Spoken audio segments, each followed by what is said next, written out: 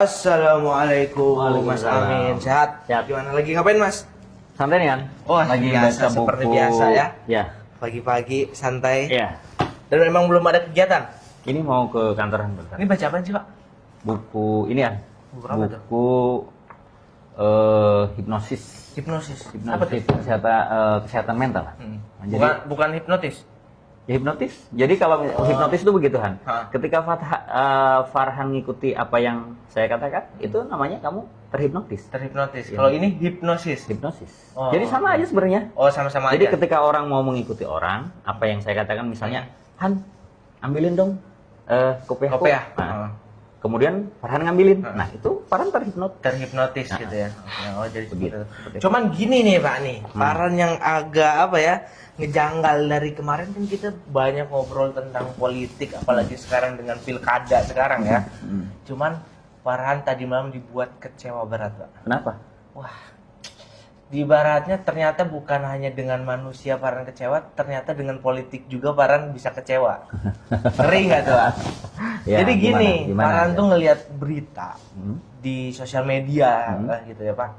Ternyata dengan adanya pilkada sekarang atau cara berkampanye gitu ya.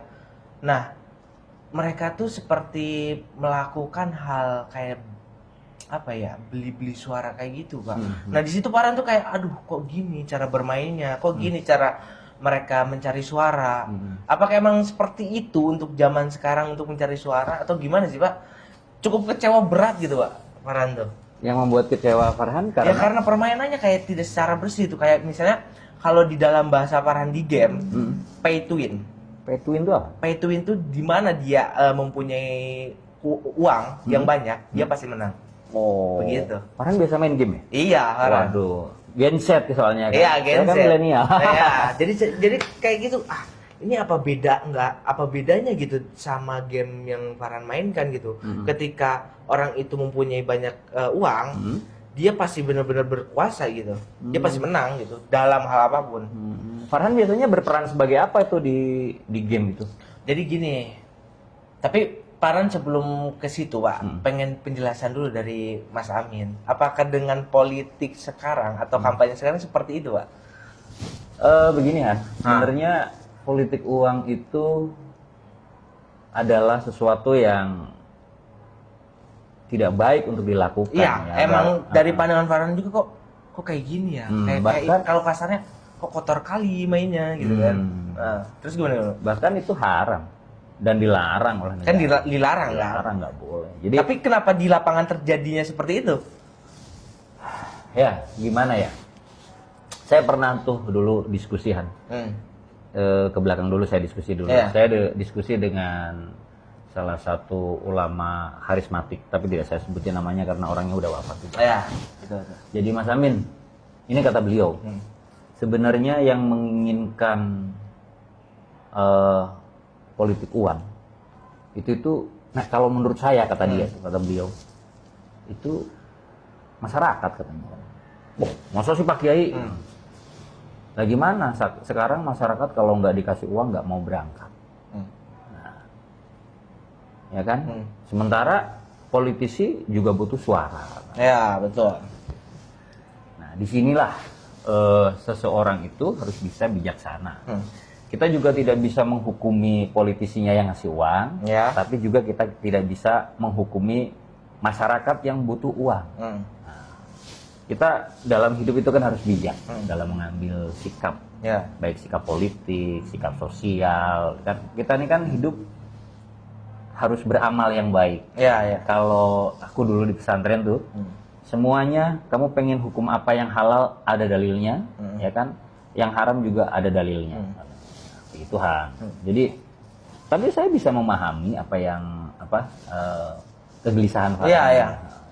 Kayak janggal banget gitu. Janggal banget ya. Iya. Jadi begini, di pilkada ini kan udah ada yang namanya KPU tuh. Iya. Tahu ya KPU ya? Tahu. Nah, ada juga Bawaslu tuh, ada Ya. pengawasnya ya kan, bahkan teman-teman di kepolisian juga ikut mengawasi, bahkan TNI juga ikut mengawasi untuk stabilitas keamanan kan. Nah itu kan. Jadi sebenarnya politik uang itu tidak diperbolehkan.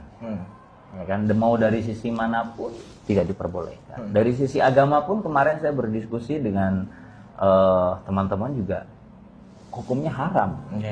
Karena kan nggak jelas, ya kan. Ya kan, jadi begitu.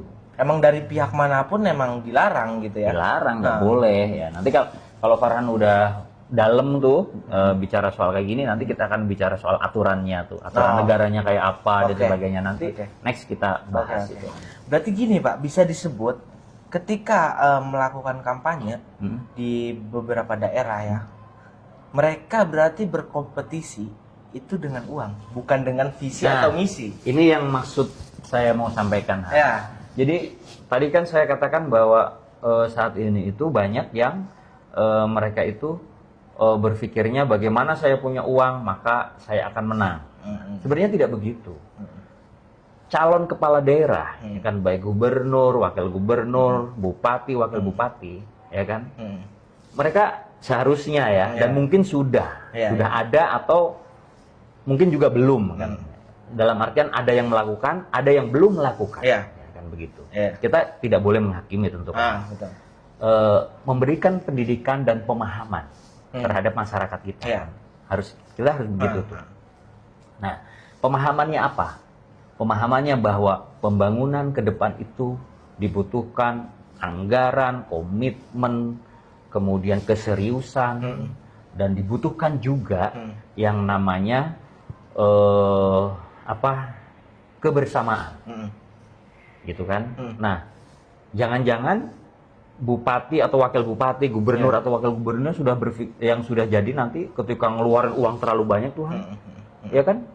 Bisa saja mereka berpikirnya bagaimana uang itu bisa kembali. Tapi tidak semuanya begitu, betul. Kita juga harus adil dong dalam hal ini. Artinya banyak orang yang sudah punya duit, orang yang sudah punya segalanya, kemudian dia mau jadi pemimpin. Tujuannya apa? Dia pengen bangun, pengen mewakafkan dirinya untuk bangsa dan negara. Itu juga ada. Jadi kalau katanya Jalaluddin Rahmat itu dulu kan, aku waktu masih mahasiswa itu, aku baca bukunya Jalaluddin Rahmat tuh, kita tuh jangan terjebak pada fallacy of dramatic instant. Itu apa? Jadi kita tuh jangan mengeneralisasikan satu orang jelek sama semua. Misalnya begini nih. Misalnya politisi itu jelek karena ada yang begini, ya kan? Tapi belum tentu kan tidak semuanya politisi yang begitu, ya kan? Nggak semuanya yang begitu kan? Misalnya politisi itu identik dengan korup misalnya. Ya ada dong, bukan cuma politisi. Dari semua organisasi, semua kalangan itu kan ada juga yang, ya kan? Yang kena penegak hukum kan banyak.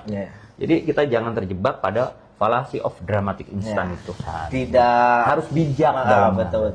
Berarti tidak semuanya sama gitu ya. Tapi bahas tadi ada nyenggol-nyenggol tentang korupsi, ya. Jadi gini, Farhan berpikiran ketika ada salah satu orang yang ingin mencalonkan, tapi dia belum terlalu kuat dengan segi finansialnya, kan ibaratnya butuh modal juga kan, Pak ya. Nah, jadi dia tuh sudah haus dengan kekuasaan nih, pengen memimpin, tapi ada faktor positifnya juga dia. Nah, ketika dia udah mengeluarkan modal untuk berkampanye mencari suara, dia jadi. Nah, tentu kan dia memikirkan gimana ini uang bisa balik lagi yang sebelumnya. Nah, apakah itu ada pundi-pundi untuk dia berkorupsi di situ bisa nggak? Begini Han, yang namanya orang mengelola uang triliunan ya, satu daerah tuh pasti nggak akan kurang dari 1-2 triliun, ya kan? Dan yang namanya godaan itu banyak. Ya betul. Kan? Tapi kita juga tidak bisa memaksakan tuh, kamu nanti mau balikin modal. Banyak kok anak bangsa ini yang cerdas, yang tidak punya modal tapi dicintai rakyatnya, kemudian jadi pemimpin, itu juga banyak. Banyak gitu ya. Jadi saya harap Farhan sebagai anak muda yang hari ini sudah mau melangkah ke dunia politik itu jangan frustasi dengan politik. Aku mau tanya nih, aku tertarik banget tuh tadi. Farhan kalau di peran Farhan di game itu sebagai apa itu? Jadi gini. Sebenarnya Farhan itu kenapa tertarik dengan dunia politik sekarang? awal mulanya karena Farhan berkecimpung di dunia metaverse. Metaverse itu ketika kita tidak bisa melakukan di dunia nyata, kita bisa melakukan di dunia lain atau di alam lain. Oh, ya? Tapi bukan alam gaib, tapi di sebuah permainan. Jadi seperti itu. Nah, untuk peran Farhan di game ini itu cukup berpengaruh untuk keberlangsungan komunitas ini. Dan komunitas ini tuh kalau tidak salah paling sedikit itu ketika misalnya kita sudah berkumpul itu di 30.000 orang. 30.000 orang? Iya, itu paling sedikit ketika udah ngumpul. Itu dari negara mana aja? Itu paling jauh, kalau ini negara-negara, masih negara-negara tetangga sih. Asia ya? Ya, kita kalau misalnya bermain bareng lah ibaratnya. Itu paling Singapura, Malaysia gitu kan. Kayak Thailand, kayak seperti itu. Nah, untuk peran Farhan di sini, itu cukup, cukup berpengaruh, Pak. Oh ya? Nah, di sini tuh Farhan tuh kayak ibaratnya mempunyai satu kelompok itu memegang bukan proses keberlangsungan yang adanya di kota. Jadi misalnya kayak di kota itu ada pemerintahnya, ada bisnisnya, ada pun bisnis haramnya, Pak. Oh ya? Iya, jadi bisa disebut kelompok Farhan ini sebagai mafia ataupun kartel. Kayak negara dong. Iya, jadi di game itu tuh ada orang baik dan orang jahat. Jadi ada polisi, jadi ada IMS, ada bengkelnya kayak gitu juga. IMS ada penjahatnya. IMS itu dokter. Dokter.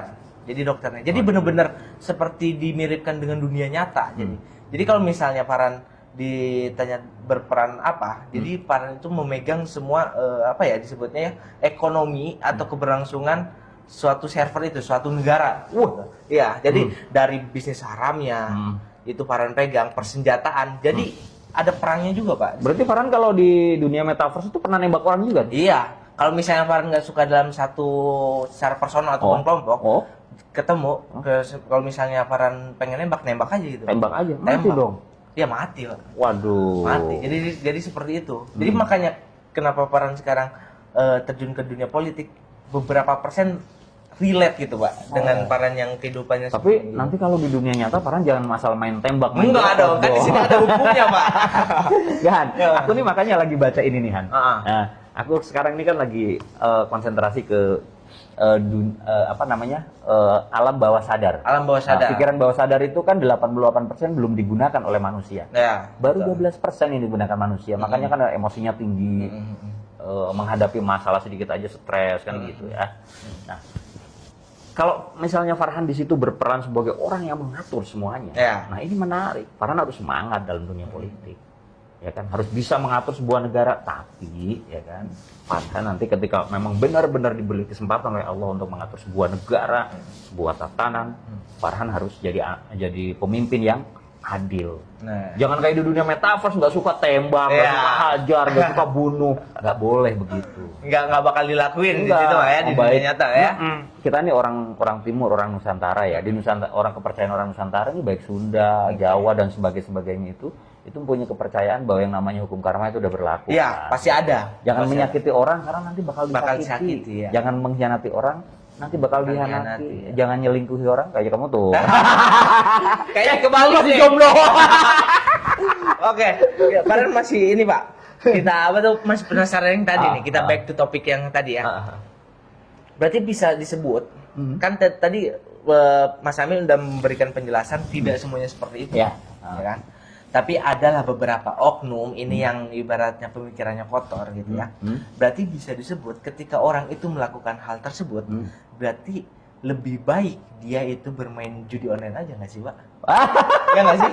Kalau gitu, kayaknya lebih better dia main judi online daripada bersaing dengan temennya tapi main duit gitu. Iya. Kayak gitu. Ini memang problem dan PR bangsa kita yang nanti next harus diperbaiki.